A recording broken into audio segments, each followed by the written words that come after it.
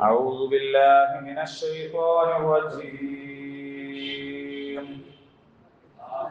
حافظوا على الصلوات والصلاة الوسطى وقوموا لله قانتين فإن خفتم فرجالا أو ركبانا فإذا أمنتم فاذكروا الله كما علمكم ما لم تكونوا تعلمون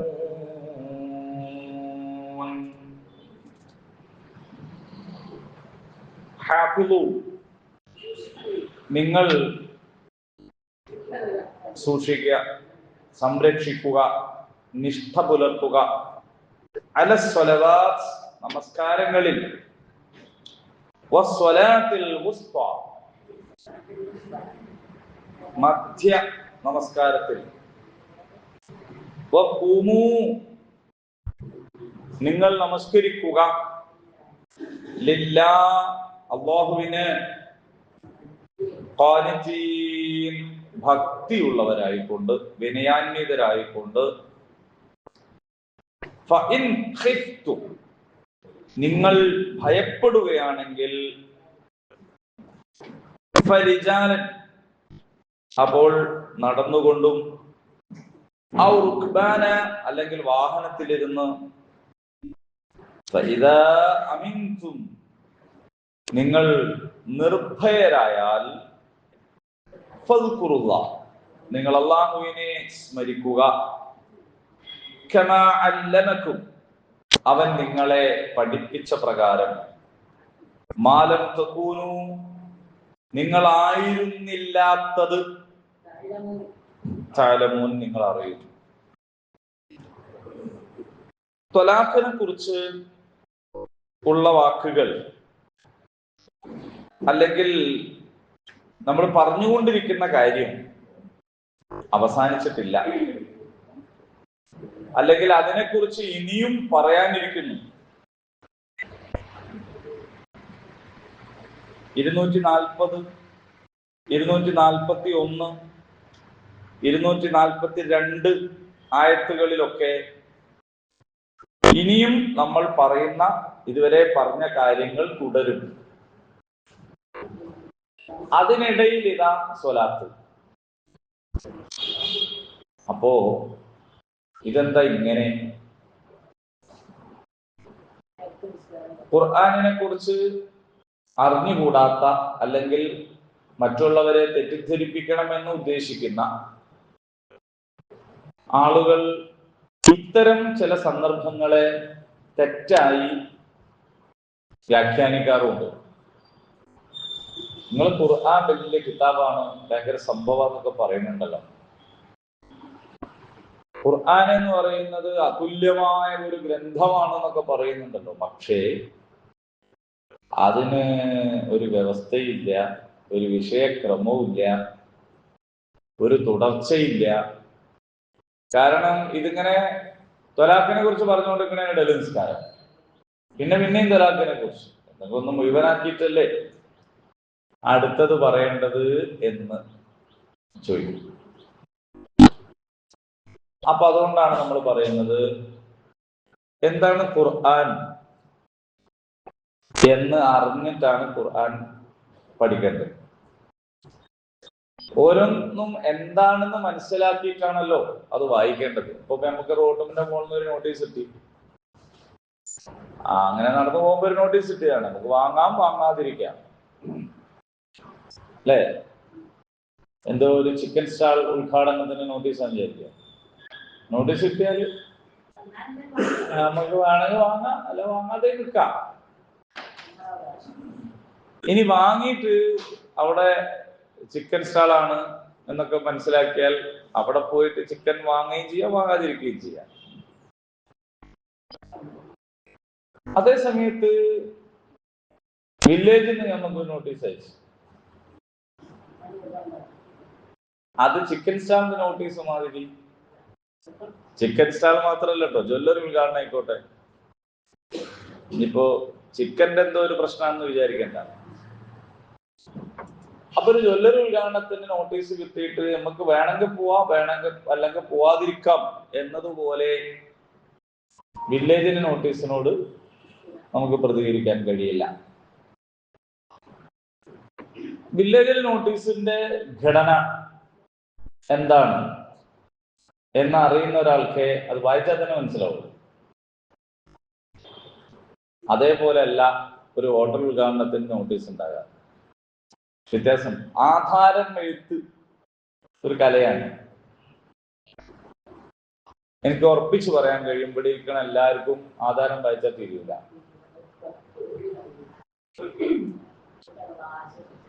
ആർക്കും പറയണ്ട, തിരിയുന്നവരുണ്ട്.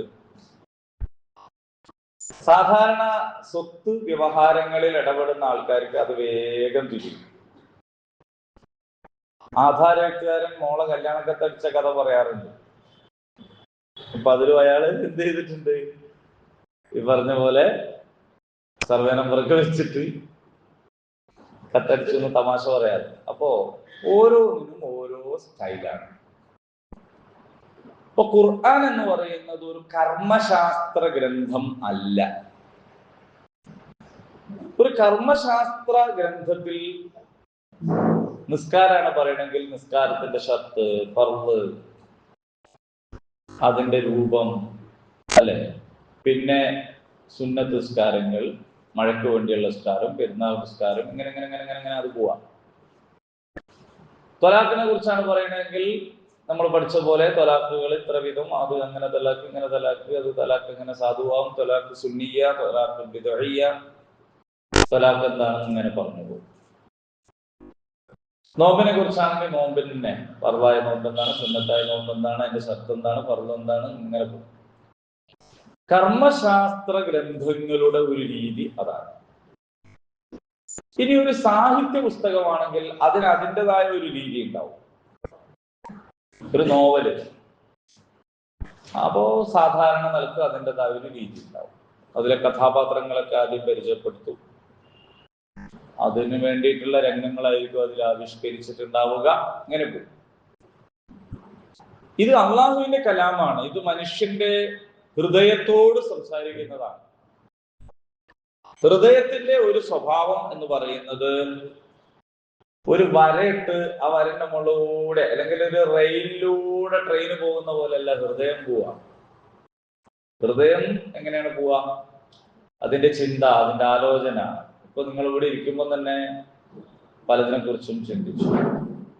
ഇന്നാള് വന്നില്ലല്ലോ, അപ്പൊ അയാൾ എന്നടുത്ത് പോയതാണ്, പോകുന്ന കഴിഞ്ഞ ആഴ്ച പറഞ്ഞിരുന്നു, അപ്പൊ ആ സ്ഥലത്തിനെ കുറിച്ച് ചിന്തിച്ചു. അവിടെയുള്ള നമ്മളുടെ കുടുംബക്കാരെ കുറിച്ച് ചിന്തിക്കാം. അവിടെ പണ്ട് നമ്മൾ പോയപ്പോ ഉണ്ടായ അനുഭവം ആലോചിക്കാം. അങ്ങനെ അങ്ങനെ പോവത്. പിന്നെ പെട്ടെന്ന് തിരിച്ച് ക്ലാസ്സിലേക്ക് തന്നെ വരാം, അല്ലെ? അങ്ങനെ നമ്മളെ മനസ്സ് എന്ന് പറയുന്നത് ഇങ്ങനെയാണ് പോവാ. അപ്പൊ ഖുർആൻ മനസ്സിനോട് സംസാരിക്കുകയാണ് ചെയ്യുക. അപ്പൊ ആ നിലക്ക് തന്നെ ഈ ആയത്തിനെ പറ്റി മാത്രമല്ല ഞാൻ പറയുന്നത്, ഖുർആനിന്റെ ഒരു വിഷയ അവതരണ രീതി അങ്ങനെയാണ്. അല്ലയോ മുഅ്മിനീങ്ങളെ എന്ന് വിളിക്കുമ്പോൾ ആ കാര്യങ്ങൾ പറഞ്ഞുകൊണ്ടിരിക്കെ തന്നെ മുനാഫിക്കുകളെ കുറിച്ച് പറഞ്ഞിട്ടുണ്ടാവും, മുശ്രിക്കുകളെ കുറിച്ച് പറഞ്ഞിട്ടുണ്ടാവും, അപ്പൊ തന്നെ ഒരു ചരിത്രം പറഞ്ഞിട്ടുണ്ടാവും. ആ ചരിത്രം പറഞ്ഞുകൊണ്ടിരിക്കെ തന്നെ എന്തെങ്കിലും ഒരു ഹുക്മ്, ഒരു വിധി പറഞ്ഞിട്ടുണ്ടാവും, ഒരു മുന്നറിയിപ്പ് തന്നിട്ടുണ്ടാവും, അല്ലെ? അപ്പൊ തന്നെ സ്വർഗത്തെ കുറിച്ച്, നരകത്തെ കുറിച്ച്, പിന്നെ ഉടനെ തന്നെ അള്ളാഹുവിന്റെ കാരുണ്യത്തെ കുറിച്ച്, മനുഷ്യന്മാരെ കുറിച്ച്, പ്രകൃതിയെ കുറിച്ച്, ഇങ്ങനെയാണ് അത് പോവാ. അല്ലാണ്ട് അൽ ബക്കറ, പശു എത്ര വിധം, എങ്ങനെയൊക്കെ, പിന്നെ അങ്ങനെയല്ല അത് പോവാ. നിസാ, പെണ്ണുങ്ങൾ, പെണ്ണുങ്ങൾ ഇത്ര വിധമുണ്ട്, പിന്നെ അതിലധികവും ഇങ്ങനെയാണ് എന്നും പറഞ്ഞിട്ടുള്ള സംഗതിയല്ല. അപ്പൊ ഖുർആനിന്റെ ഒരു അവതരണ ക്രമം എന്ന് പറയുന്നത് ഖൽബിനോട് സംസാരിക്കുന്ന രീതി ഒന്ന്. ഇനി അതുപോലെ തന്നെ പ്രധാനപ്പെട്ട ഒരു കാര്യം ആണ് ഇവിടെ ഇപ്പൊ പറഞ്ഞത്. പക്ഷേ ഇതിൽ യാതൊരു തരത്തിലുമുള്ള ചേരായികയോ വൈരുദ്ധ്യമോ ഒന്നുമില്ല. അത് മനസ്സിലാവണമെങ്കിൽ ഇസ്ലാം ദർശനത്തെ കുറിച്ച്, അല്ലെങ്കിൽ ഇസ്ലാം സംസ്കൃതിയെ കുറിച്ച്, ഇസ്ലാമിന്റെ ആദർശത്തെ കുറിച്ച് നമുക്കൊരു ബോധമുണ്ടായാൽ മതി. അതെങ്ങനെയാണെന്ന് ചോദിച്ചാൽ, ഇവിടെ പ്രായോഗിക ജീവിതത്തിലെ നടപടിക്രമങ്ങളെ കുറിച്ചാണ് പറയുന്നത്. ഭാര്യ, ഭർത്താവ്, അല്ലെ, നിക്കാഹ്, ത്വലാഖ്, ഇദ്ദ എന്നൊക്കെ പറയുന്നത് നമ്മുടെ ജീവിതത്തിലെ പ്രായോഗികമായ കാര്യങ്ങളാണ്. ആ കാര്യങ്ങളും സ്വലാത്ത്, നമസ്കാരവും രണ്ട് പരസ്പര ബന്ധമില്ലാത്ത സംഗതികളല്ല. ഒരു മനുഷ്യന്റെ ജീവിതത്തിൽ സ്വലാത്ത് അടിസ്ഥാനമാണ്, ഇസ്ലാമിന്റെ അടിസ്ഥാന സ്തംഭമാണ്, അല്ലെ. സ്വലാത്ത് ഇമാദുദ്ദീൻ, ദീനിന്റെ നെടുന്തൂണാണ്. നൂറു സമാവാത്ത് വൽ അർദ്, ആകാശഭൂമികളുടെ വെളിച്ചമാണ്, പ്രകാശമാണ്. ഇസ്ലാം കാര്യം എന്ന് പറയുന്നതിലെ പ്രധാനപ്പെട്ട ഒന്നാണ് കലിമത്തു ഷഹാദ. കഴിഞ്ഞാൽ പിന്നെ എന്താണ്? സ്വലാത്ത്. അപ്പോൾ ഇസ്ലാമിക ജീവിതത്തിന്റെ ഒരു കേന്ദ്ര ബിന്ദുവാണ് യഥാർത്ഥത്തിൽ സ്വലാത്ത്. നമസ്കാരം, നിസ്കാരം, നിക്കാരം എന്നൊക്കെ നമ്മൾ പറയുന്നത് ഈ ഒരു സംഗതിയെ കുറിച്ചാണ്. ചില ആളുകൾ പറയും നമസ്കാരം എന്ന് പറയാൻ പാടില്ല, കാരണം നമസ്കാരം എന്ന് മലയാളത്തിൽ അഭിവാദന രീതിയുണ്ട്, അതായി പോകുന്നു. എന്നിട്ട് ചില ആൾക്കാരൊക്കെ ബോർഡിന്റെ മുകളിലും നിസ്കാരപ്പള്ളി എന്നാണ് എഴുതി വെക്കുക. കാരണം നമസ്കാരപ്പള്ളി ആവണ്ടെന്ന് വിചാരിച്ചിട്ടാണ് നിസ്കാരപ്പള്ളി എന്ന് എഴുതി വെക്കുന്നത്. ഓരോരുത്തരുടെ നീയത്തനുസരിച്ച് കൂലി കിട്ടുമ്പോൾ അവരുടെ സൂക്ഷ്മതക്ക് കൂലി കിട്ടുമായിരിക്കും. പക്ഷെ മലയാള ഭാഷയിൽ നമസ്കാരം എന്ന് നമ്മൾ പറഞ്ഞാൽ നമ്മൾ ഉദ്ദേശിക്കുന്നത് സ്വലാത്താണ്. അസ്വലാത്തു ഖൈറും മിനൻ നൗം, അല്ലേ? ഹയ്യ അലസ് സ്വലാ, ഖദ് ഖാമത്തിസ് സ്വലാ എന്നൊക്കെ പറയുന്ന അസ്വലാ. ഇത് നമ്മുടെ ജീവിതത്തിന്റെ ഒരു പ്രധാനപ്പെട്ട ഒരു പോയിന്റാണ്. നമ്മുടെ ജീവിതത്തിന്റെ എല്ലാ കാര്യങ്ങളും അതുമായി ബന്ധപ്പെടുത്തിയിട്ടാണ് ഉണ്ടാവുക. ആ ഒരു കേന്ദ്രം, അതിനെ കേന്ദ്രമാക്കിയിട്ടാണ് എല്ലാറ്റിലേക്കുള്ള ചരട് പോകുന്നത്. നമസ്കാരത്തിന് അള്ളാഹു നിശ്ചയിച്ച സമയക്രമത്തെ കുറിച്ച് പണ്ഡിതന്മാര് പറഞ്ഞിട്ടുണ്ട്. അത് നമ്മുടെ ജീവിതവുമായിട്ടുള്ള അതിന്റെ ബന്ധം, ദുനിയാവിന്റെ കറക്കവുമായിട്ടുള്ള അതിന്റെ ബന്ധം. നമസ്കാരത്തെ സംബന്ധിച്ച് സമയബന്ധിതമായിട്ട് അള്ളാഹു ഒരുക്കിയിട്ടുള്ളൊരു സംഗതിയാണ്. തോന്നുമ്പോ നിസ്കരിക്കലല്ല. അപ്പൊ സമയബന്ധിതം എന്ന് പറയുമ്പോൾ ആ സമയത്തിനൊക്കെ അതിൻ്റെതായ ചില പ്രാധാന്യമുണ്ട്. ലോകത്തിന്റെ കറക്കവും ഭ്രമണപഥം, അല്ലെ, ഇതൊക്കെ ആയിട്ട് ഇതിന് ബന്ധമുണ്ട്. അങ്ങനെ സുബ്ഹ് എപ്പോഴാണ്, സ്വലാത്തുൽ ഫജർ എപ്പോഴാണ്, ളുഹർ എപ്പോഴാണ്, സൂര്യനുമായിട്ട് അതിന് കണക്ഷൻ ഉണ്ട്. സ്വലാത്തുൽ അസ്ർ അതിന് കണക്ഷൻ ഉണ്ട്.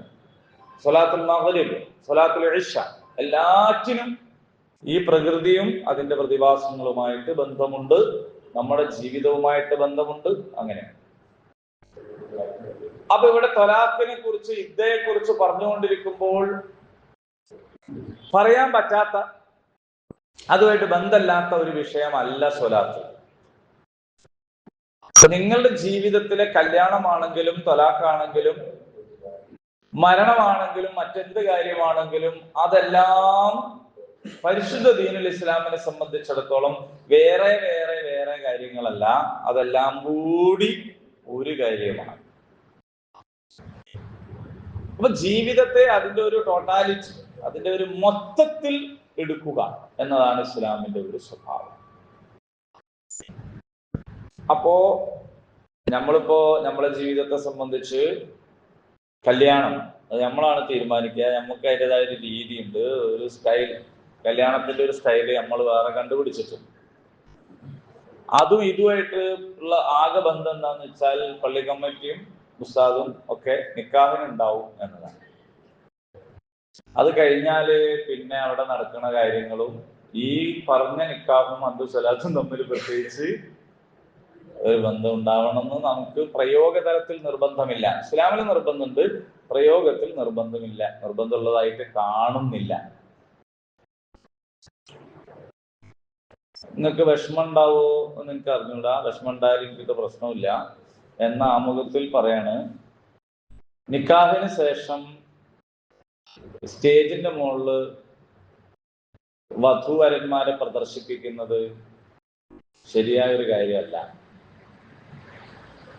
നിങ്ങളൊക്കെ കല്യാണം വന്ന് നിങ്ങൾക്ക് സ്റ്റേജിൽ കയറുന്നേ,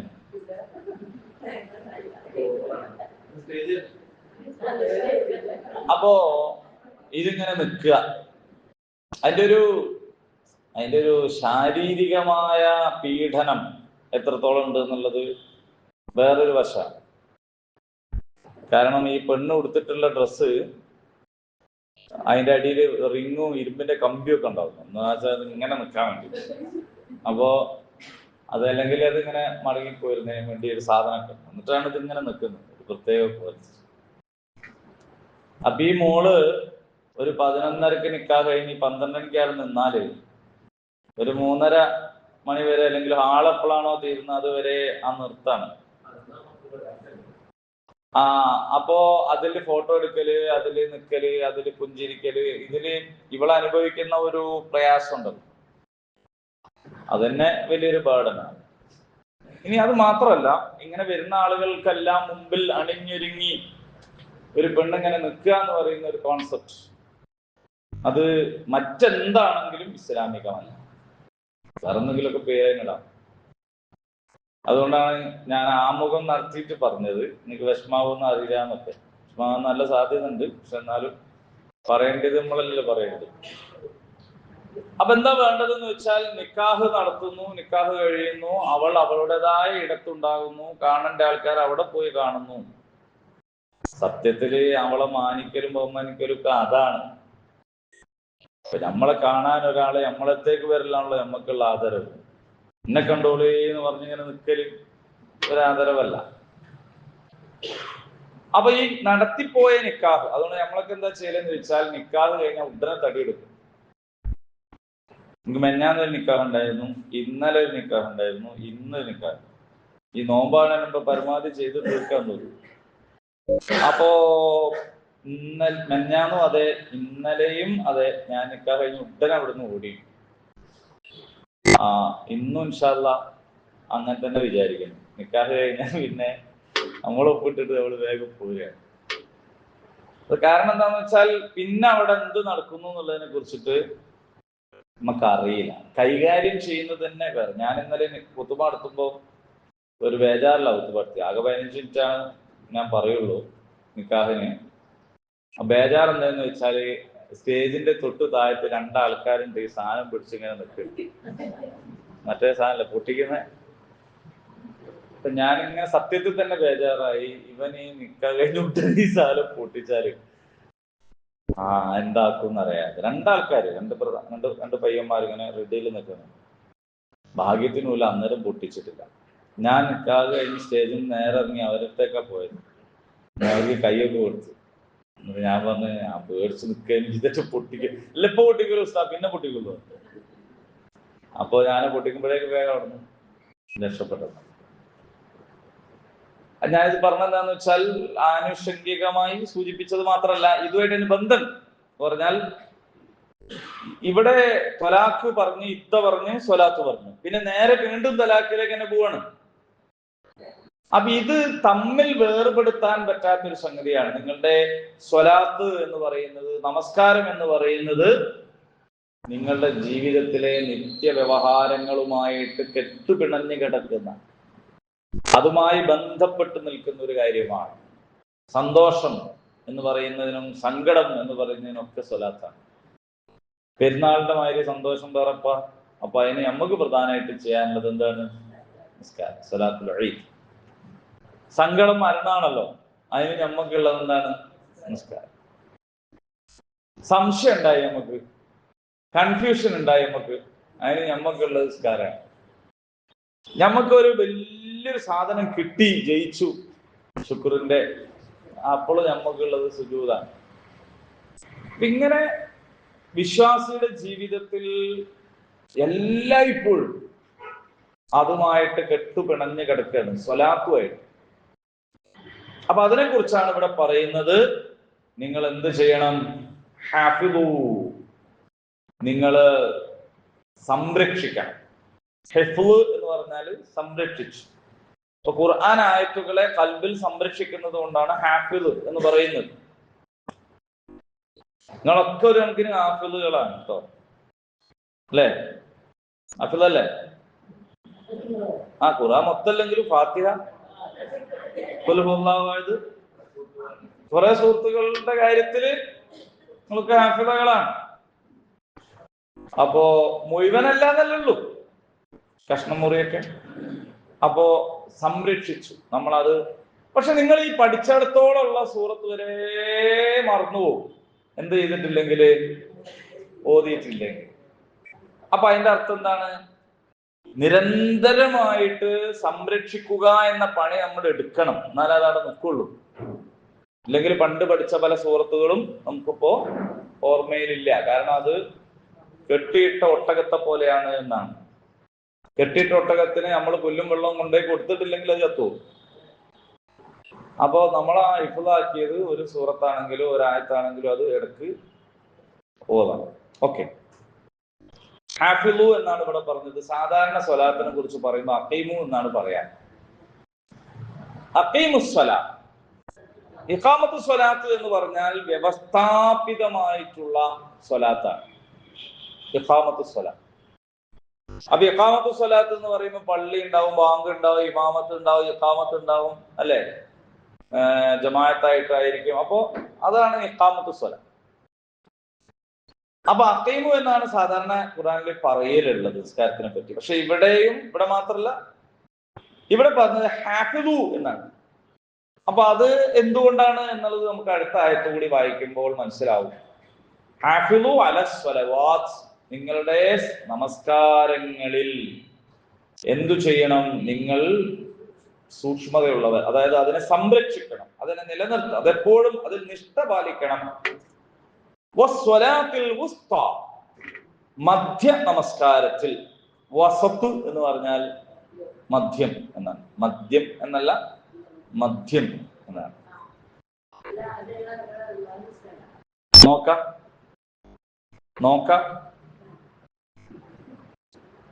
ഏതാണ് നോക്കാം.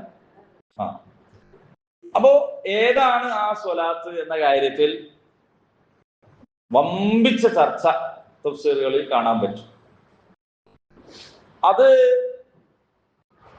ഫജ്റാണ് എന്ന് പറഞ്ഞവരുണ്ട്, സുബഹി നിസ്കാരാണെന്ന് പറഞ്ഞവരുണ്ട്, അല്ല ളുഹറാണ് എന്ന് പറഞ്ഞവരുണ്ട്, ളുഹർ നിസ്കാരം, അല്ല അസ്റാണെന്ന് പറഞ്ഞവര്. ഇതൊന്നും വെറുതെ പറഞ്ഞല്ല കേട്ടോ, എനിക്ക് പറഞ്ഞവർക്ക് അവരുടേതായ ന്യായമുണ്ട്. രാവിന്റെയും പകലിന്റെയും മധ്യത്തിലായതുകൊണ്ട് മഗ്രിബാണെന്ന് പറഞ്ഞവര്, അല്ല ഇശ ആണെന്ന് പറഞ്ഞു. എന്ന് പറഞ്ഞാൽ 5 വക്ത് നിസ്കാരത്തെ പറ്റിയിട്ടും അഭിപ്രായങ്ങളുണ്ട് വേറെ വേറെ. അതേസമയം ഖന്തക്ക് യുദ്ധവേളയിൽ റസൂലുള്ളാഹി സ്വല്ലല്ലാഹു അലൈഹി വസല്ലം അസ്ർ നമസ്കാരം വൈകിപ്പോയതിനെ സംബന്ധിച്ച് പറഞ്ഞപ്പോൾ അവിടെ ഒരു സ്വലാത്തുൽ വുസ്ത എന്ന വാക്ക് പ്രയോഗിച്ചിട്ടുണ്ട്. അപ്പൊ അസ്ർ നിസ്കാരം ഒഴിവായി പോയപ്പോഴാണ് സ്വലാത്തുൽ വുസ്ത നഷ്ടപ്പെട്ടു എന്ന് പറഞ്ഞത് എന്നതിനാൽ അത് അസ്റാണ് എന്ന് പറയുന്നവരുണ്ട്. പക്ഷെ അങ്ങനല്ല, അതിപ്പോ അസ്റല്ല, ളുഹറായിരുന്നു നഷ്ടപ്പെട്ടതെങ്കിലും റസൂൽ അങ്ങനെ തന്നെ പറയാ. എന്ന് പറഞ്ഞാൽ എല്ലാ ഫർള് നമസ്കാരങ്ങളും സ്വലാത്തുൽ വുസ്തയാണ് എന്ന് അതുകൊണ്ട് പറഞ്ഞവര്. അതായത് സ്വലാത്ത് വേറെ ഉണ്ടല്ലോ, നേരത്തെ പറഞ്ഞ പോലെ ഈദിന്റെ സ്വലാത്ത്, മഴയ്ക്ക് വേണ്ടിയുള്ള സ്വലാത്ത്, പിന്നെ മയ്യത്ത് നിസ്കാരം, അങ്ങനെ ഒരുപാട് നിസ്കാരങ്ങളുണ്ട്. തഹിയ്യത്ത് ഉണ്ട്, റവാത്തീബ് ഉണ്ട്, വിത്തറുണ്ട്, അങ്ങനെ ഒരുപാട് സ്വലാത്തുകൾ ഉണ്ടല്ലോ. ആ സ്വലാത്തുകളൊക്കെ നിങ്ങൾ സൂക്ഷിക്കേണ്ടതും സംരക്ഷിക്കേണ്ടതുമാണ്. ഹാഫിളു അലസ് സ്വലവാത്ത്, എല്ലാ സ്വലാത്തുകളും നിങ്ങൾ സംരക്ഷിക്കേണ്ടതാണ്. വസ്വലാത്തുൽ വുസ്ത, എന്നാൽ ഫർളായിട്ടുള്ള പ്രത്യേകമായി 5 നമസ്കാരങ്ങൾ പ്രത്യേകമായി തന്നെ സൂക്ഷിക്കേണ്ടതാണ് എന്നാണ് അപ്പോൾ അർത്ഥം വരിക. അപ്പൊ റവാത്തീബും വേണം അല്ലേ, നമുക്ക് തഹിയ്യത്തുൽ മസ്ജിദ് വേണം, അതുപോലെ നമുക്ക് എല്ലാ നമസ്കാരങ്ങളും നമ്മൾ ശീലമാക്കണം ഒക്കെ വേണം. എന്നാൽ കൂടുതലായിട്ട് ഒന്നുകൂടി പ്രത്യേകം എടുത്തു പറയാണ് വസ്വലാത്തുൽ വുസ്താ, പ്രത്യേകമായ നിസ്കാരം എന്നാണ്. അപ്പൊ നമ്മള് ഇപ്പോ 3, 4, 5 മക്കളുള്ള ഒരാള് ഒരു മോനെ, എന്റെ പൊന്നു മോനെ എന്ന് വിളിച്ചാൽ അതിന്റെ അർത്ഥം മറ്റുള്ളതൊക്കെ ചെമ്പ് മോനാണ് എന്നല്ല. ആ വിളിക്കണ സമയത്ത് ഉള്ള മോനോടുള്ള ഒരു സ്നേഹപ്രകടനം. മറ്റേ മോനും പൊന്നുമോൻ തന്നെ, മറ്റേ മോളും പൊന്നുമോള് തന്നെയാണ്. അപ്പോ ഒരു സ്വലാത്തിനെ കുറിച്ച് റസൂലുള്ള അങ്ങനെ പറഞ്ഞപ്പോ ആ സ്വലാത്തിന്റെ പ്രാധാന്യം അത് കാണിക്കാൻ വേണ്ടി, അതേ സമയത്ത് മഗ്‌രിബാണ് മുടങ്ങിയതെങ്കിലും സാധാരണ നിലക്ക് പണ്ട് രാത്രി കാലങ്ങളിൽ യുദ്ധം ഉണ്ടാവൂല. ഇപ്പോഴാണല്ലോ രാവും പകലും എന്നുള്ള വ്യത്യാസമില്ലാത്ത യുദ്ധം. അപ്പോൾ രാത്രി അങ്ങനെ ഒരു സന്ദർഭം ഉണ്ടായിട്ടില്ല എന്നേ ഉള്ളൂ, പകലാണ് ഉണ്ടാവുക. അപ്പൊ അതുകൊണ്ടാണ് അതിനെ കുറിച്ച് പറഞ്ഞത് എന്നാണ് പറയുന്നത്. വഖൂമൂ ലില്ലാഹി ഖാനിതീൻ, നിങ്ങൾ അള്ളാഹുവിന്റെ മുമ്പിൽ ഭക്തിയോടെ നിൽക്കുക. സ്വലാത്തിൽ മാത്രമല്ല, ഏത് സമയവും അള്ളാഹുവിനോടുള്ള ഖുനൂത്ത്, അതാണ് ഈ പറഞ്ഞത്. അത് എല്ലായ്പ്പോഴും ഭക്തിപൂർവം ആയിരിക്കണം നിങ്ങളുടെ പെരുമാറ്റം. അപ്പൊ അത് നിക്കാഹാണെങ്കിലും തലാഖാണെങ്കിലും സൽക്കാരാണെങ്കിലും എന്താണെങ്കിലും ഏത് നേരത്തും വിശ്വാസികൾ അള്ളാഹുവിന്റെ മുമ്പിൽ ഭക്തിയോടുകൂടി നിൽക്കുന്നവരാണ്. നിങ്ങൾ ഭയപ്പെടുകയാണെങ്കിൽ, ആ ഭയം എന്തിനെ കുറിച്ചാണ്? അത് യുദ്ധത്തെക്കുറിച്ച് ആകാം, യുദ്ധമല്ലാത്ത ഒരു പക്ഷേ മറ്റെന്തെങ്കിലും ഭയം ആവാം. ഇപ്പൊ വന്യമൃഗങ്ങളെ പേടിക്കുക, ഒരു യാത്ര പണ്ടങ്ങനെയുള്ള സാധ്യത ഉണ്ടല്ലോ, ഇപ്പോഴും ഉണ്ട് അല്ലേ. കടുവ ഒരാളെ തിന്നില്ലേ, ഞാൻ രാധ എന്ന് പറയുന്ന കൊണ്ടനെ കടുവ കൊന്നു എന്ന് പറയുന്നതിനേക്കാൾ ഭീകരല്ലേ കടുവ തിന്നു എന്ന് പറഞ്ഞാൽ? എത്ര ഭീകരാന്ന് ആലോചിച്ച് നോക്കിയേ. കടുവ കൊന്നു എന്നുള്ളത് ആണെങ്കിൽ തന്നെ ഭീകരാണ്, പക്ഷെ കടുവ കൊന്നു തിന്നുക എന്ന് പറഞ്ഞാൽ, അപ്പോ പിന്നെ അങ്ങനെ ഏതെങ്കിലും ഒരു സ്ഥലത്തോ സന്ദർഭത്തിലോ നമ്മൾ എത്തിപ്പെട്ടാൽ അതൊരു ഭയമാണ്. ഭ്രാന്തായി ഇറങ്ങിയ സീസണാണ്, ഭ്രാന്ത നായ്ക്കളെ കൊണ്ടുള്ള പ്രശ്നം, അതൊരു ഭയമാണ്. അല്ലെങ്കിൽ കലാപം നടക്കുന്നു, അതൊരു ഭയം ഉള്ള സാഹചര്യമാണ്. ഇനി അത്രയൊന്നും പോകണ്ട, ചിലപ്പോ നമ്മളുടെ ട്രെയിൻ മിസ്സാവും, അതൊരു ഭയമാണ്. ട്രെയിൻ അതിന് ടൈം ഉണ്ടാവും, ഫ്ലൈറ്റ് മിസ്സായി പോകും. ഇവിടുന്ന് എയർപോർട്ടിലേക്ക് പോവാണ്, ബ്ലോക്കായി, ആകെ പ്രയാസപ്പെട്ടു. ഇപ്പൊ നമ്മളെ സൈഡിലുള്ള ഒരു പള്ളിയിൽ കയറി നിസ്കരിച്ചു കഴിഞ്ഞാൽ നമ്മളുടെ ഫ്ലൈറ്റ് മിസ്സാവും എന്ന് നമ്മൾ ഭയപ്പെടുന്നു. അങ്ങനെ ഭയം എന്ന് പറയുന്നത് പലതരത്തിലുണ്ട്. അങ്ങനെ നിങ്ങൾ ഭയപ്പെടുകയാണെങ്കിൽ ഫരിജാല,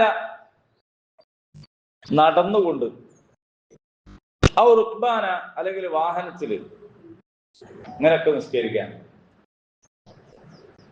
അപ്പോ ഒരിടത്ത് പോയി നിന്ന്, അപ്പൊ സ്വലാത്ത് യഥാർത്ഥത്തിൽ ഇഖാമത്ത് സ്വലാ എന്ന് പറയുമ്പോ എങ്ങനെയാണ്? അതിന് അതിൻ്റെതായ രീതിയുണ്ട്. നിൽക്കാൻ കഴിയുന്നവർ നിൽക്കുക, ഖിബലയെ അഭിമുഖീകരിക്കുക, ഏത്. അപ്പോ സ്വലാത്തിന് സാധാരണ നിലയ്ക്ക് ഒരു രീതിയുണ്ട്. നിൽക്കാൻ കഴിയുന്നവർ നിൽക്കണം, ഖിബലയെ അഭിമുഖീകരിക്കണം, അല്ലെ, അങ്ങനെയൊക്കെയുള്ള. പക്ഷെ അത്തരത്തിലുള്ള രീതികളെല്ലാം, അതിലെല്ലാം ഇളവുണ്ട് നിങ്ങൾ ഭയത്തിലാണെങ്കിൽ. അപ്പൊ ട്രെയിനിൽ ഇങ്ങനെ യാത്ര ചെയ്തുകൊണ്ടിരിക്കുമ്പോൾ ഒരു സ്റ്റേഷനിലെത്തി, നിങ്ങൾക്ക് വേണമെങ്കിൽ ഇറങ്ങിയിട്ട് അവിടെ നന്നായിട്ട് മുസല്ലൊക്കെ ഇട്ട് നിസ്കരിക്കാം. പക്ഷെ അപ്പം നിസ്കരിച്ചാൽ ട്രെയിൻ അങ്ങ് പോകും എന്നാണ് നിങ്ങൾ ഭയപ്പെടുന്നത്. അപ്പൊ നിങ്ങൾക്ക് ട്രെയിനിൽ നിന്ന് നിസ്കരിക്കാം. അപ്പൊ ട്രെയിനിൽ നിൽക്കാൻ പറ്റും നിൽക്കാം, അല്ലെങ്കിൽ ഇരുന്ന് നിസ്കരിക്കാം. അപ്പൊ നിങ്ങൾക്ക് കിബില ഇടാനൊന്നും തിരിയണില്ല, എങ്ങോട്ട് തിരിഞ്ഞും നിസ്കരിക്കാം. അപ്പോ അതിനെല്ലാം ഇളവുണ്ട്. പക്ഷെ ഈ ഇളവൊക്കെ നിങ്ങളുടെ തടിക്കാണ്, ശരീരത്തിനാണ്. നേരത്തെ പറഞ്ഞത് നിങ്ങൾ ഉറപ്പിക്കണം. വഖൂമൂ ലില്ലാഹി ഖാനിതീൻ. നിങ്ങളുടെ മനസ്സ് അള്ളാഹുവിന് വിധേയപ്പെടണം, ഭക്തി ഉണ്ടായിരിക്കണം. ശരീരം കുനിയ, സുജൂദ് പോവുക എന്നൊക്കെ പറഞ്ഞ സാധനം കയ്യിൽ ചെയ്താൽ മതി. കുനിയാൻ പറ്റാത്ത ഒരാളാണെങ്കിൽ കുനിയണമെന്നില്ല, അല്ലേ? നട്ടലിന് പരിക്ക് പറ്റണമെന്ന് മാത്രം ഒന്നുമില്ല. കണ്ണോപ്പറേഷൻ ചെയ്താൽ മതി. കുനിയരുത് എന്ന് പറഞ്ഞാൽ എന്ത് ചെയ്യും? ഡോക്ടർ പറയണം കുനിയരുത്. അപ്പൊ നമ്മള് കുനിയാൻ പറ്റാത്ത അവസ്ഥയിലായിരിക്കും. പക്ഷെ അത് നിങ്ങളുടെ തടിയാണ് കുനിയാൻ പറ്റാത്തത്. നിങ്ങളുടെ മനസ്സ് അല്ലാഹുവിന്റെ മുമ്പിൽ എപ്പോഴും ഖാനിതീൻ, കുനിഞ്ഞും കൊണ്ടായിരിക്കണം, വിധേയപ്പെട്ടുകൊണ്ടായിരിക്കണം. നിങ്ങൾ ഭയപ്പെടുകയാണെങ്കിൽ അല്ലെ, കാലിലായിക്കൊണ്ട് എന്ന് പറഞ്ഞാൽ നടന്നുകൊണ്ട്. റക്ബ എന്ന് പറഞ്ഞാൽ കയറി. സാധാരണ അങ്ങനെ പറഞ്ഞാൽ വാഹനത്തിൽ കയറി എന്നാണ്. അല്ലേ, എന്റെ കൂടെ, ഞങ്ങളെ കൂടെ കേറിക്കോ എന്ന് പറഞ്ഞില്ലേ? ആരെയും പറഞ്ഞ് അറിയണ്ടല്ലോ. ആരെയും പറഞ്ഞ് അങ്ങനെ ഖുർആനിലുണ്ട്, ഞങ്ങളെ കൂടെ കേറിക്കോ. ഗുഡ്. നൂഹ് നബി അലൈഹിസ്സലാം മോനോട് പറഞ്ഞു ഞങ്ങളെ കൂടെ കേറിക്കോ. മോൻ പറഞ്ഞ നിങ്ങൾ പോയിക്കോളൂ, പോയി ഞാൻ മല്ലോട് പോയിക്കോളൂ. അപ്പൊ അവിടെ ഈ ഇർക്കബ് എന്ന് പറഞ്ഞാൽ വെറുതെ കയറല്ല, വാഹനത്തിൽ കയറുന്നതിനാണ് ആ ഉദ്ദേശിച്ചത്. അപ്പൊ അതേപോലെ ആ ഉർഖ്ബാന അല്ലെങ്കിൽ വാഹനത്തിൽ ആയിരുന്നോ നിങ്ങൾ എന്ത് ചെയ്യണം? നിസ്കരിക്കണം. അങ്ങനെ നിങ്ങൾ അമ്നുള്ളവരായാൽ എന്ന് പറഞ്ഞാൽ നിർഭയരായാൽ, പേടി മാറിയാൽ, നിങ്ങൾ അല്ലാഹുവിനെ സ്മരിക്കുക. കമാ അല്ലമക്കും, അവൻ നിങ്ങളെ പഠിപ്പിച്ച പ്രകാരം. അപ്പോൾ ഭയമുള്ള അവസ്ഥയിൽ നിങ്ങൾക്ക് അവൻ പഠിപ്പിച്ച പ്രകാരം അല്ലാതെ നിസ്കരിക്കാം. ഭയം മാറിക്കഴിഞ്ഞാൽ പിന്നെ ഞാന് ട്രെയിനിൽ നിന്ന് കയറിയപ്പോ ഇങ്ങനെ നിസ്കരിച്ച് എന്ന് പറഞ്ഞപ്പോ മരത്ത് പടിക്കെട്ടുമ്പോ കയറി ഇരുന്നിട്ട് അങ്ങനെ നിസ്കരിക്കരുത്. ഞാൻ ട്രെയിനിലെ ബർത്തിൽ ഇങ്ങനെ ഇരുന്ന് നിസ്കരിച്ചിട്ടുണ്ട്, അങ്ങോട്ടും തിരിഞ്ഞിരുന്ന് ഇങ്ങോട്ടും തിരിഞ്ഞിരുന്ന്. അതുകൊണ്ട് ഞാൻ ഇവിടെ ഒന്നും പ്രശ്നമില്ല എന്ന് വിചാരിക്കരുത്. കാരണം വീട്ടിലായിരിക്കുമ്പോൾ വീട് പോയി പോവോ എന്നുള്ള ബേജാറൊന്നുമില്ല, നായി വരുമോ എന്ന ബേജാറില്ല. അപ്പൊ നിങ്ങൾക്ക് എന്ത് ചെയ്യാവുന്നതാണ്? അള്ളാഹു പഠിപ്പിച്ച പ്രകാരം നിസ്കരിക്കണം എന്നുള്ളതിന് ഇവിടെ പറഞ്ഞത് അള്ളാഹുവിനെ സ്മരിക്കുക എന്നാണ്. അപ്പൊ കാരണം സ്വലാത്തിലെ ഏറ്റവും പ്രധാനപ്പെട്ട ഒരു കാര്യം അള്ളാഹുവിനെ സ്മരിക്കുക എന്നതാണ്. അള്ളാഹുവിനെ ഓർമ്മിക്കുക. അള്ളാഹുവിനെ ഓർമ്മിക്കാത്ത ഒരു സ്വലാത്തല്ല. അങ്ങനത്തെ ഒരു സ്വലാത്താണ് മുനാഫിക്കുകളുടെ സ്വലാത്ത്. ഒരു അള്ളാഹുവിനെ ഒരു നിസ്കരിക്കും, പക്ഷെ അതില് ദിക്ർ ഉണ്ടാവില്ല, അള്ളാഹുവിനെ സ്മരിക്കുകയില്ല. ആരുടെ നിസ്കാരം? അള്ളാഹുവിനെ ഓർമ്മിക്കാത്ത നിസ്കാരം ആരുടെ നിസ്കാരമാണ്? അത് നിങ്ങൾ തന്നെ പറഞ്ഞാണോ? അവനെ പറ്റി ആലോചിക്കാൻ പോണം. അപ്പൊ നമ്മളെ സ്വലാത്തിൽ അള്ളാഹിനെ കുറിച്ച് നമ്മൾ ഓർമ്മിക്കുന്നില്ലെങ്കിൽ അള്ളാഹു കാത്ത് രക്ഷിക്കുമാറാകട്ടെ. അതിനു വേണ്ടിയാണ് പറയുന്നത്. അല്ലാണ്ട് ഏതോ ഒരു മുനാഫിക്കിന്റെ സ്വഭാവം നമുക്ക് അങ്ങനെ പറഞ്ഞുതരല്ല. അത് നിങ്ങൾ സ്വലാത്തിൽ അള്ളാഹുവിനെ സ്മരിക്കണം. അള്ളാഹുവിനെ സ്മരിക്കുന്നവനാണ് യഥാർത്ഥ മുഅ്മിൻ. വലദിക്റുല്ലാഹി അക്ബർ, അതാണ് ഏറ്റവും പ്രധാനം. അങ്ങനെ ഒരു സ്മരണ ഇല്ലാത്ത സ്വലാത്ത് നിർവഹിക്കുന്നവരുണ്ട് നാട്ടിൽ, അത് മുനാഫിക്കുകളാണ്. അപ്പോൾ നിങ്ങളുടെ ഭയം മാറിയാൽ എന്ത് ചെയ്യണം?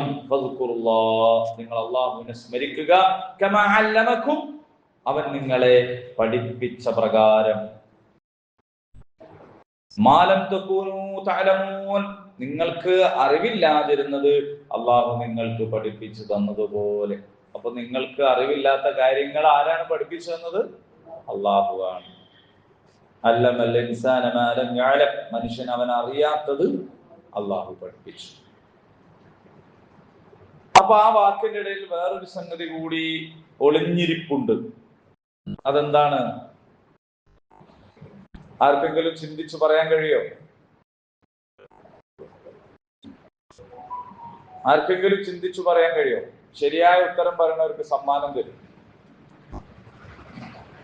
ഈ പറഞ്ഞ വാക്കിനുള്ളിൽ അഥവാ കമാ അല്ലമക്കും എന്ന് പറഞ്ഞ വാക്കിനുള്ളിൽ ഒളിഞ്ഞിരിപ്പുള്ള സുപ്രധാനമായ ഒരു പോയിന്റ് ഉണ്ട്. ആർക്ക് പറയാൻ കഴിയും? ഒന്ന് ശ്രമിച്ചു നോക്ക്. ആർക്കെങ്കിലും പറയാൻ കഴിയുമെങ്കിൽ സമ്മാനം തരും. ഇത്ര മോശം നയിക്കൂല സമ്മാനം. സമ്മാനം എന്താണോ? സമ്മാനമുണ്ട്. ആ പറയൂ. തെറ്റിക്കോട്ടെ, നിനക്കെന്തോ നഷ്ടത്തുണ്ടോ? മൈനസ് മാർക്കൊന്നുമില്ല.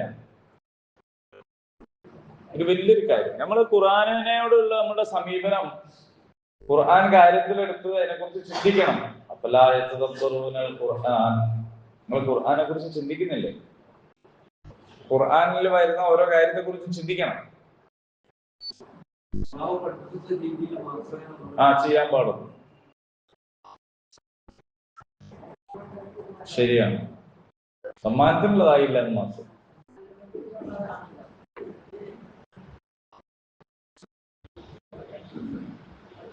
ചിന്തിച്ചോ? നല്ലോണം ചിന്തിച്ചോ? ചിന്തിച്ചിട്ട് കിട്ടിയില്ല കുഴപ്പമില്ല. എന്നാ കേട്ടോ. ഇല്ല, തോച്ചു. നിങ്ങൾക്ക് തോച്ചു. അല്ലാഹുവാണ്.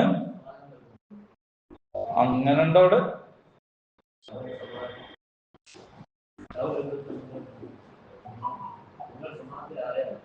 ആ ആ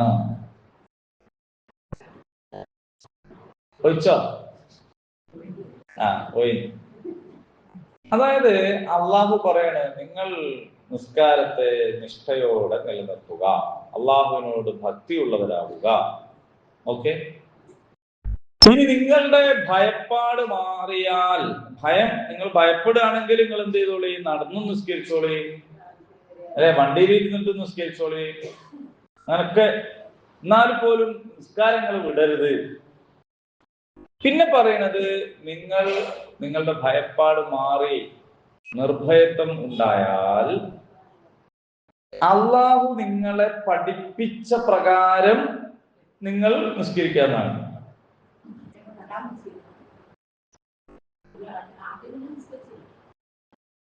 അതല്ല, രണ്ടാമത് നിസ്കരിക്കലല്ല. അത് കഴിഞ്ഞ് ഏത് നിസ്കാരവും ഒരിക്കൽ നിസ്കരിച്ച് കഴിഞ്ഞു, പിന്നെ നിസ്കാരം ഇല്ല. അപ്പോ ഇവിടെ പറഞ്ഞ പോയിന്റ് ഇതാണ്, ഞാൻ പറഞ്ഞത് പ്രത്യേകം ശ്രദ്ധിക്കുക. കമാ അല്ലമക്കും, അവൻ നിങ്ങളെ പഠിപ്പിച്ച പ്രകാരം. ആര് പഠിപ്പിച്ച പ്രകാരം? അള്ളാഹു നിങ്ങളെ പഠിപ്പിച്ച പ്രകാരമാണ് നിങ്ങൾ നിസ്കരിക്കേണ്ടത്. പക്ഷെ അള്ളാഹു പരിശുദ്ധ ഖുർആനിൽ എവിടെയെങ്കിലും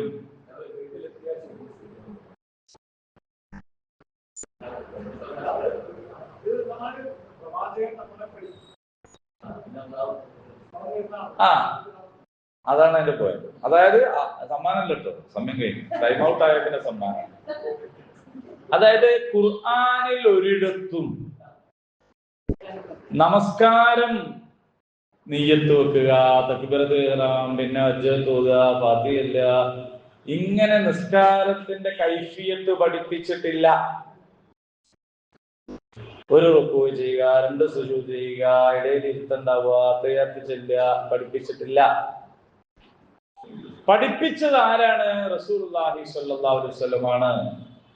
സല്ലു കമാ റഅയ്തുമൂനി ഉസല്ലി, ഞാൻ എങ്ങനെ നിസ്കരിക്കുന്നത് നിങ്ങൾ കണ്ടുവോ അങ്ങനെ നിങ്ങൾ നിസ്കരിക്കുക. അപ്പൊ നിസ്കാരം പഠിപ്പിച്ചത് റസൂലുള്ളാഹി സ്വല്ലല്ലാഹു അലൈഹി വസല്ലമാണ്.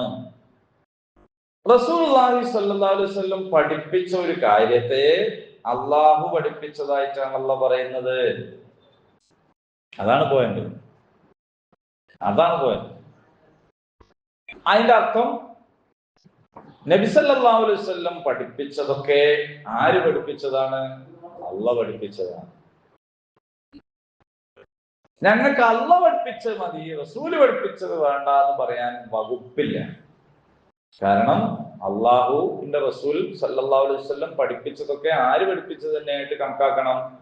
അള്ളാഹ് പഠിപ്പിച്ചതായിട്ട് കണക്കാക്കണം.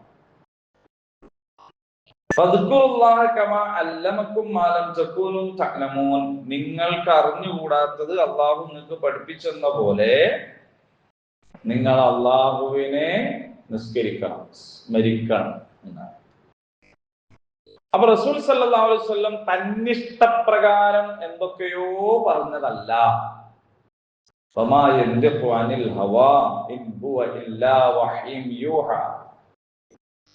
തന്നിഷ്ടപ്രകാരം പറയുന്നവനല്ല റസൂൽ സല്ലല്ലാഹു അലൈഹി വസല്ലം, വഹീന്റെ അടിസ്ഥാനത്തിലാണ് പറയുന്നത്.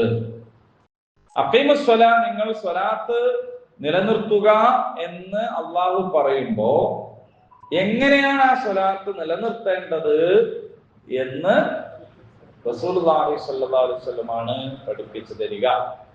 അപ്പൊ റസൂലുള്ളാഹി സ്വല്ലല്ലാഹു അലൈഹി വസല്ലം പഠിപ്പിച്ചു തന്ന കാര്യവും ആര് പഠിപ്പിച്ചു തന്ന കാര്യമാണ്? അള്ളാഹു പഠിപ്പിച്ച കാര്യമാണ്. അപ്പോൾ സുന്നത്തിന്റെ, ഹദീസിന്റെ ആവശ്യകതയെ സംബന്ധിച്ചാണ് ഈ പറയുന്നത്.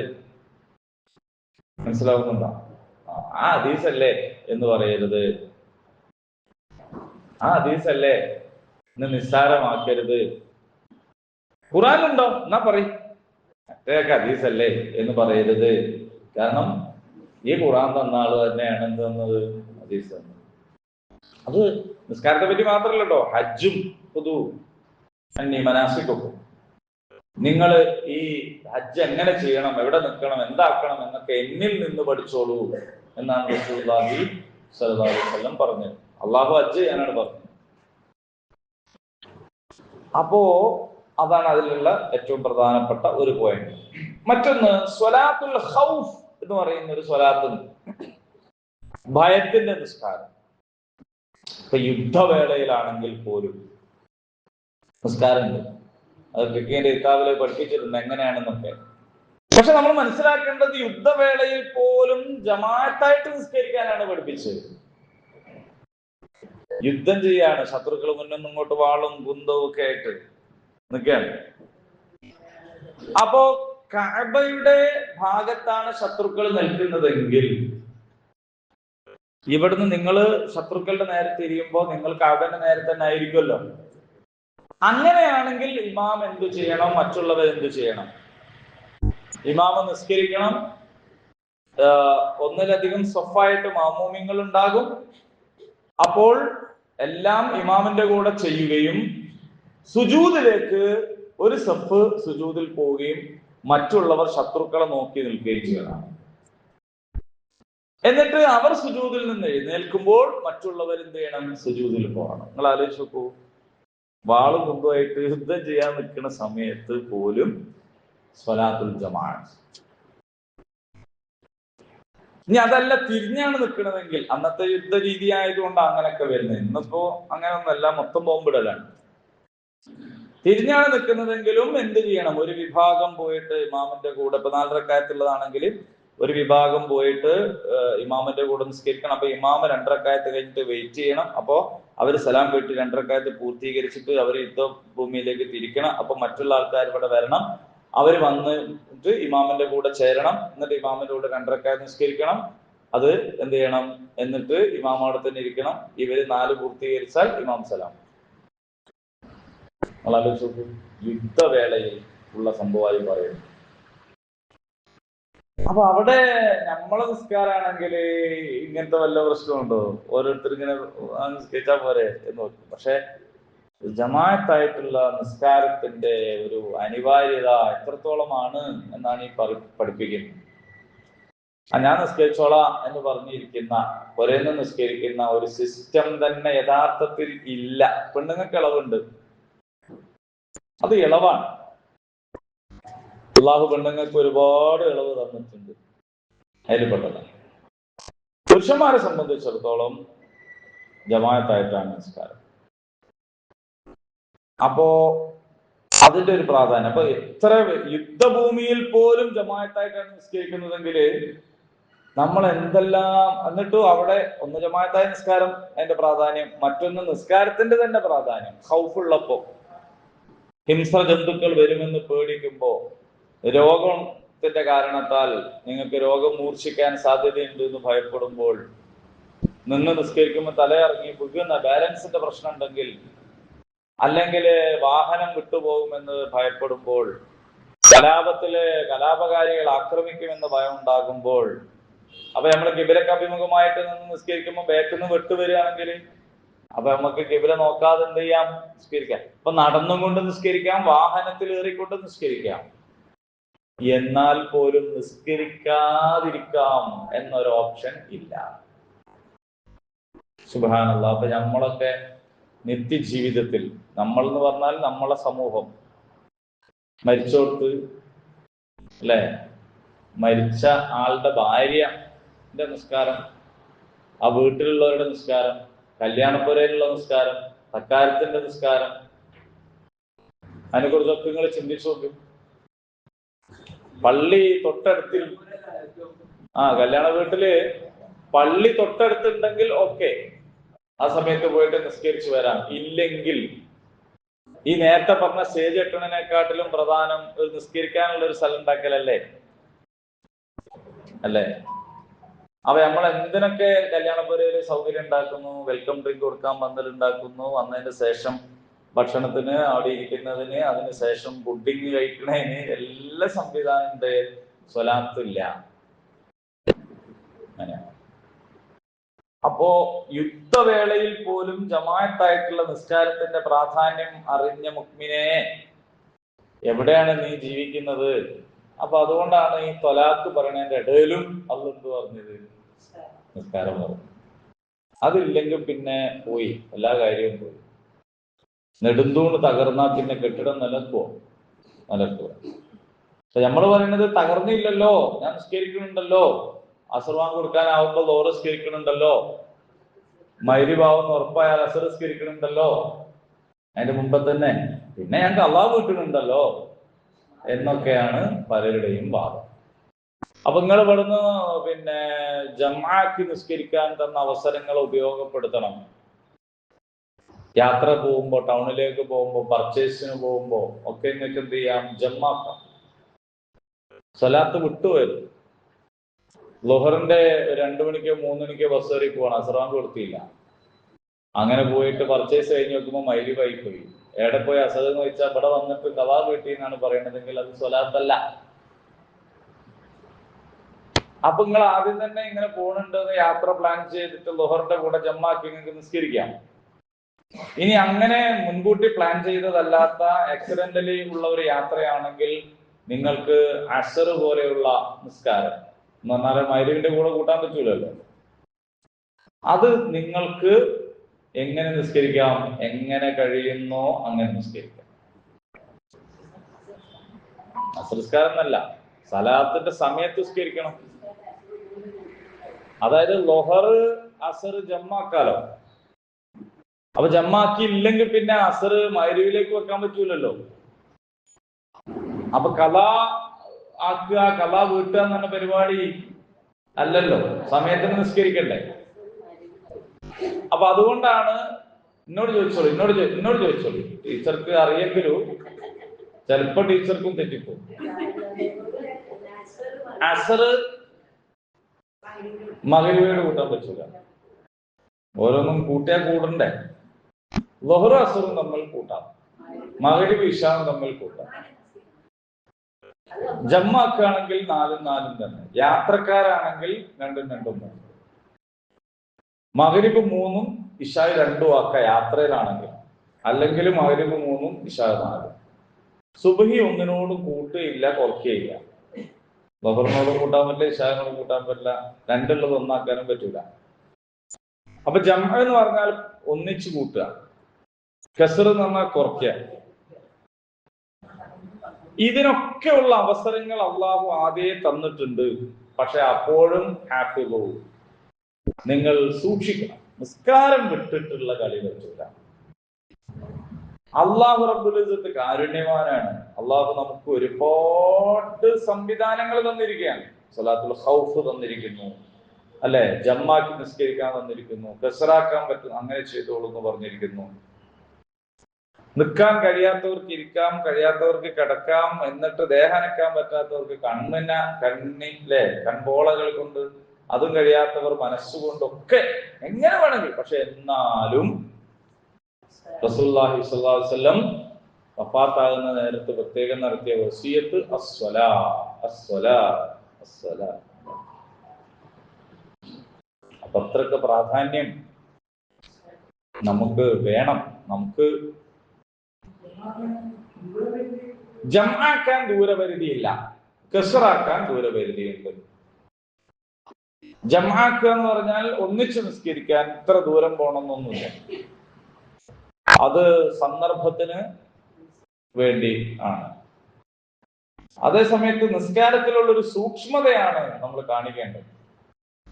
നമ്മൾ പലപ്പോഴും ഇത്തരം കാര്യങ്ങളിൽ വസ്വാസായിട്ട് ജമ്മാക്കാതെ ഡിമ്മാക്കുകയാണ് ചെയ്യുക. ഡിമ്മാക്കരുത്, നിസ്കാരം തന്നെ വേണ്ടാന്ന് വെക്കാൻ പാടില്ല. അപ്പോൾ നിങ്ങൾ ഭയപ്പെടുകയാണെങ്കിൽ ഫരിജാലൻ ഔ റുക്ബാന, നടന്നിട്ടും നിസ്കാരത്തിൽ അനങ്ങാൻ പാടില്ല എന്നല്ലേ. പക്ഷെ നടന്ന് നിസ്കരിച്ചോളി. പക്ഷെ കാരണം ഭയപ്പാടുണ്ടെങ്കിൽ എങ്ങനെയെന്ന് ചോദ്യം തന്നെ ഇല്ല അവിടെ. വത്തഖുല്ലാഹ മസ്തതഅ്തും, അത് ദീനിന്റെ അടിസ്ഥാനമായ ഒരു സംഗതിയാണ്. സാധ്യമായ രീതിയിൽ നിങ്ങൾ തഖ്വ കാണിക്കുക എന്നാണ്. അഥവാ നിങ്ങൾ പലായനം ചെയ്യാണ്, നിങ്ങളെ ശത്രുക്കൾ ഓടിക്കുകയാണ്, അപ്പൊ ആ സമയത്ത് നിങ്ങൾക്ക് ഒരു സ്ഥലത്ത് നിന്ന് നിസ്കരിക്കാൻ പറ്റൂല. അപ്പൊ നിങ്ങൾ എന്ത് ചെയ്യുന്നു? നടന്നു നിസ്കരിക്കുന്നു. നിങ്ങളെ കയ്യിൽ ബാഗും കൊടയും കുട്ടിയും ഒക്കെ ഉണ്ട്, കൈ കെട്ടാൻ പറ്റൂല. അപ്പൊ നിങ്ങള് ഒരു കയ്യിൽ കുട്ടിനെയും ഒരു കയ്യിൽ ബാഗും ഒക്കെ പിടിച്ചിട്ട് നടന്നുകൊണ്ട് നിങ്ങൾ നിസ്കരിച്ചോളൂ. അപ്പൊ നിങ്ങൾക്ക് കിബിലെ അഭിമുഖീകരിക്കാൻ കഴിഞ്ഞോളണമെന്നില്ല, ഇടക്കിടക്ക് തിരിഞ്ഞു നോക്കേണ്ടി വരും. ആയിക്കോളൂ, എന്നാലും നിസ്കരിക്കണം. ഇപ്പൊ വാഹനത്തിൽ പോവാണ്, റോഡ് അങ്ങോട്ടും ഇങ്ങോട്ടൊക്കെ തിരിയൂലേ? അപ്പൊ നിങ്ങള് തിരിയാൻ കഴിയോ? ഇല്ല. അപ്പൊ നിങ്ങൾ പോണ ഭാഗത്തേക്ക് തിരിഞ്ഞ് നിസ്കരിച്ചോളൂ. എങ്ങനെയെന്ന് പറഞ്ഞിട്ടില്ല, എങ്ങനെയും. അപ്പൊ സ്വലാത്തുൽ ഖൗഫ്, അപ്പൊ നിങ്ങൾ ഭയപ്പെട്ടാൽ ആ ഭയം ഞാൻ പറഞ്ഞല്ലോ, ഏത് രീതിയിലുള്ള ഭയവുമാകാം. യുദ്ധമാകാം, കലാപമാകാം, ഹിംസ്ര ജന്തുക്കളെയാകാം, രോഗം മൂർച്ഛിക്കുമെന്ന ഭയമാകാം, വാഹനം വിട്ടുപോകുമോ എന്ന ഭയമാകാം. എങ്ങനെ ഉള്ള ഭയം നിങ്ങളെ അഭിമുഖീകരിച്ചാലും നിങ്ങൾ നിസ്കാരം നിർവഹിക്കണം.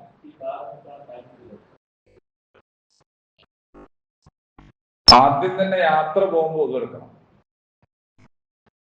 പൊതു നഷ്ടപ്പെട്ടാൽ നിങ്ങൾക്ക് തയമ്മം ചെയ്യാവുന്നതാണ്. ഓക്കെ, അപ്പോ അതാണ് നമ്മുടെ സ്വലാത്തിനെ കുറിച്ച് നമ്മൾ മക്കൾക്കൊക്കെ പറഞ്ഞു കൊടുക്കണം, പഠിപ്പിച്ചു കൊടുക്കണം. തർക്കുസ്വല, നമസ്കാരം ഉപേക്ഷിക്കുക എന്നത് മുഅ്മിനിന്റെയും കാഫിറിന്റെയും ഇടയിലുള്ള വ്യത്യാസമാണ്. തർക്കുസ്വല, നമസ്കാരം ഒഴിവാക്കുക എന്നത് കാഫിറും മുഅ്മിനും തമ്മിലുള്ള വ്യത്യാസമാണ്. അപ്പൊ അതുകൊണ്ട് ശരിക്ക് പറഞ്ഞാൽ മഹല്ല് പള്ളിയിൽ ജുമാക്കുള്ള ആളുണ്ടാവണം സുബൈക്ക്. കാരണം ജുമാ നമസ്കാരത്തിന് എന്താ പള്ളി നിറയുന്നത്? നാട്ടിലുള്ള എല്ലാവരും ജമാഅത്തിന് വന്നിട്ടാണ്. അങ്ങനെ പള്ളി നിറയേണ്ട ഒരു സമയമാണ് സുബഹി. കാരണം സുബഹിക്ക് മനുഷ്യന്മാർ വേറെ പണിക്ക് പോണില്ല, കല്യാണത്തിന് പോണില്ല, യോഗത്തിന് പോകുന്നില്ല. ഒരു മനുഷ്യൻ സാധാരണ പകൽ സമയത്ത് ബിസി ആവുന്നത് എന്തൊക്കെ കാരണത്താലാണോ ആ കാരണം ഒന്നും ഇല്ലാത്തൊരു സമയമാണ് സുബഹിസ്കാരത്തിന്റെ സമയം. അപൂർവം ആൾക്കാരുണ്ട് സുബഹിന്റെ മുമ്പേ തന്നെ വണ്ടി ഡ്രൈവിംഗ് പണി തുടങ്ങുന്നവരുണ്ട്, മീനെടുക്കാൻ പോണവരുണ്ട്, പച്ചക്കറി വാങ്ങാൻ പോണവരുണ്ട്. അതൊന്നും മറന്നുകൊണ്ടല്ല ഞാൻ പറയുന്നത്. പൊതുവിൽ വീട്ടിൽ ആളുകൾ ഉണ്ടാകുന്ന സമയമാണ് സ്വലാത്തുൽ ഫജ്റിന്റെ സമയം. അങ്ങനെയാണെങ്കിൽ നമ്മുടെ മഹല്ലിലുള്ള എല്ലാവരും സുബൈക്ക് പള്ളിയിലെത്തിയാല് ജുമാന്റെ ആള് സുബൈക്ക് ഉണ്ടാവും. പക്ഷെ ജുമാ എല്ലാരും വരും. അങ്ങനെ ഈദ് നിസ്കാരം, പെരുന്നാൾ നിസ്കാരം. പെരുന്നാൾ നിസ്കാരം സുന്നത്താണ്. സുന്നത്ത് എന്ന് പറഞ്ഞാല് അത് ഒരു വേണ്ട ആവശ്യമില്ല എന്നുള്ള കോലത്തിലല്ല, പ്രബലമായ സുന്നത്താണ്. പക്ഷെ സുബഹി നിസ്കാരം ഫർളാണ്. അപ്പൊ അതുകൊണ്ട് ഹയ്യാല സ്വലാ എന്ന് പറഞ്ഞൊരു ക്യാമ്പയിൻ നടത്തുക. എല്ലാ വീട്ടിലും കയറി ഇറങ്ങി ഇതിന്റെ പ്രാധാന്യത്തെ കുറിച്ച് പറയുക. ചെറുപ്പക്കാരോടും യുവാക്കളോടും ഒക്കെ പള്ളിയിൽ വരാൻ വേണ്ടിയിട്ട് പറയാം. പള്ളിയിൽ വരുന്ന ആൾക്കാരോട് തന്നെയാണ് നമ്മൾ പള്ളിയിൽ വരാൻ പറയുന്നത്. കാരണം അവരോടല്ലേ പറയാൻ പറ്റുള്ളൂ, ബാക്കിയുള്ളൊരു പള്ളിയിൽ ഇല്ലല്ലോ. നമ്മൾ ഖത്തീബുമാരൊരു പരിമിതി, നമ്മൾ കുത്തുബക്ക് വരുന്ന ആൾക്കാരോടാണ് പറയുന്നത് നിങ്ങൾ പള്ളിയിൽ വരണം. ഒരു പള്ളിയിൽ വന്നോണ്ടാണല്ലോ നമുക്ക് പറയാൻ പറ്റുന്നത്. വരാത്തവരോട് നിങ്ങൾ വരണം എന്ന് പറയണം. ഈ ഉമ്മത്തിന്റെ, നമ്മുടെ കുടുംബത്തിന്റെ, നമ്മുടെ നാടിന്റെ ഒക്കെ വെളിച്ചത്തിനും തെളിച്ചത്തിനും പുരോഗതിക്കും അത് അനിവാര്യമാണ്. അപ്പൊ അതുകൊണ്ട് എല്ലാവരോടും പള്ളിയിൽ വരാൻ പറയാം. പെണ്ണുങ്ങളും പള്ളിയിൽ വരാൻ കഴിയാത്തവർക്ക് ഇളവുണ്ട്, നിങ്ങളെ പിടിക്കൂല എന്നല്ലോ. എന്ന് പറഞ്ഞാൽ തോന്നുമ്പോൾ നിസ്കരിച്ചാൽ മതി എന്നല്ല. ജുമാ നമസ്കാരം എന്ത് ചെയ്യാന്ന് വെച്ചാൽ നിങ്ങളോട് പറഞ്ഞിട്ടുള്ളത് ആണുങ്ങൾ പള്ളിയിൽ നിന്ന് ഇറങ്ങിയിട്ട് ലോഹർ നിസ്കരിക്കാനാണ്. അതായത് ലോഹറാണ് നിസ്കരിക്കണ വെള്ളിയാഴ്ച എങ്കിൽ നിങ്ങൾ നിസ്കരിക്കേണ്ടത് ബാങ്ക് കൊടുത്ത ഉടനെ അല്ല. വെള്ളിയാഴ്ച പെണ്ണുങ്ങൾ ലോഹർ നിസ്കരിക്കേണ്ടത് ബാങ്ക് കൊടുത്ത ഉടനെ നിസ്കരിക്കലല്ല, ജുമാ അറിഞ്ഞിട്ടാണ് ലോഹർ നിസ്കരിക്കേണ്ടത്.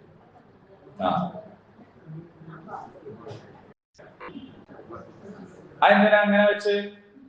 നിങ്ങൾ പള്ളിയിൽ പോകണമെന്ന് തീരുമാനിച്ചിട്ടില്ല, പക്ഷെ അഥവാ നിങ്ങൾക്ക് പോകാൻ അവസരം കിട്ടുകയാണെങ്കിൽ അങ്ങനെ പോകണം എന്നതിന് വേണ്ടിയിട്ടാണ്.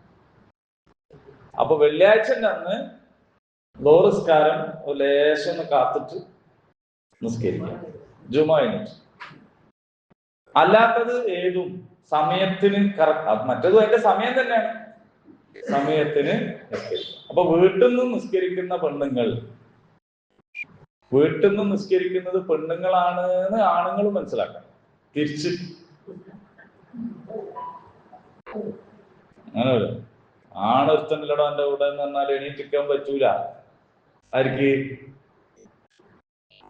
പള്ളിക്ക് നിസ്കരിക്കാത്തവന്.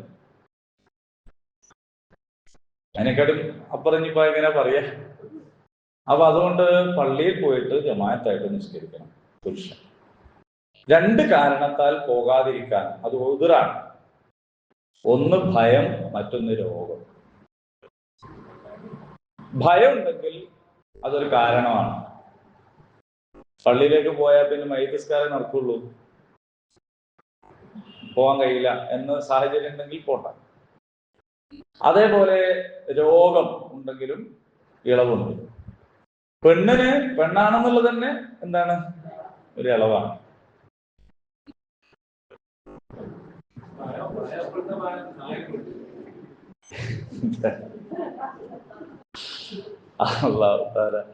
എത്ര എന്തെല്ലാം നമ്മളിപ്പോ പഠിച്ച ആയത്ത് മൊത്തം നോക്കുമ്പോ എത്രയാ ഇവർക്ക്, എന്തെല്ലാം ജാതി ഇളവുകളാണ്, എന്തെല്ലാം സൗകര്യങ്ങളാണ്, എന്തെല്ലാം സുഖങ്ങളാണ് അള്ളാഹു പറഞ്ഞിട്ടുള്ളത് അല്ലേ? എന്നിട്ടും കൂട്ടരെ നരകത്തിലധികം നിങ്ങളാണ് എന്ന് പറഞ്ഞാൽ ഈ തന്നതിനൊന്നും ഒരു ശുക്രില്ലാതെ ആയി പോകുന്നത് കൊണ്ടായിരിക്കൂലേ? അപ്പൊ അതുകൊണ്ട് വല്ലാണ്ട് കാക്കണം. പെണ്ണുങ്ങളെത്തുനിന്നും വരുന്ന ഏറ്റവും വലിയ ഒരു നന്ദികേടിനെ കുറിച്ച് പഠിപ്പിച്ചത്, എന്തെങ്കിലും ഒന്ന് തൻ്റെ ഭർത്താവിനോട് ആവശ്യപ്പെട്ടിട്ട് കിട്ടിയിട്ടില്ലെങ്കിൽ നിങ്ങൾ ഒന്നും വാങ്ങി തന്നില്ല എന്ന് പറയലാണ്. ഒരു ഉപകാരങ്ങളെ കൊണ്ടുണ്ടായില്ല എന്ന് പറയല. ഏത് അവസാനത്തെ ആ കേക്കിന്റെ കഷ്ണം മാത്രമേ കിട്ടാത്തുള്ളൂ. പക്ഷെ എന്നാലും ഇതുവരെ എന്ത് കാര്യമാണ് നിങ്ങളെ കൊണ്ട്? അൽഹംദുലില്ലാഹ്. അപ്പൊ അതുകൊണ്ട് നന്നായിട്ട് സൂക്ഷിക്കുക. അള്ളാഹു ഉപകാരപ്രദമായ വിജ്ഞാനം നമുക്ക് വർദ്ധിപ്പിച്ചു തരുമാറാകട്ടെ. കഴിഞ്ഞ ക്ലാസ് റെക്കോർഡ് ഉണ്ടാവില്ല എന്ന് വിചാരിച്ചെങ്കിലും ഞാൻ അറിയാതെ ഇവിടെ റെക്കോർഡിങ് നടന്നിരുന്നു. അപ്പൊ അതുകൊണ്ട് അത് പിന്നെ യൂട്യൂബിൽ ഉണ്ട്. ഇന്നത്തത് റെക്കോർഡാണ്. ഇൻഷാ അല്ലാഹ്. അള്ളാഹു അനുഗ്രഹിക്കട്ടെ. ഇനിയും നമുക്ക് ഇതുമായിട്ട് ബന്ധപ്പെട്ട് ഇതിന്റെ തന്നെ തുടർച്ചയിൽ കുറച്ച് കാര്യങ്ങൾ കൂടി വരുന്നുണ്ട്. 240, 241, 242 ഒക്കെ ആയത്തുകൾ നമ്മൾ നേരത്തെ പറഞ്ഞുകൊണ്ടേയിരുന്ന വിഷയത്തിന്റെ തന്നെ തുടർച്ചയാണ്. അല്ലാഹുമ്മ റബ്ബന ആതിനാ ഫിദ്ദുനിയ ഹസന വഫിൽ ആഖിറതി ഹസനത വഖിനാ അദാബന്നാർ. ആമീൻ. അൽഹംദുലില്ലാഹി റബ്ബിൽ ആലമീൻ.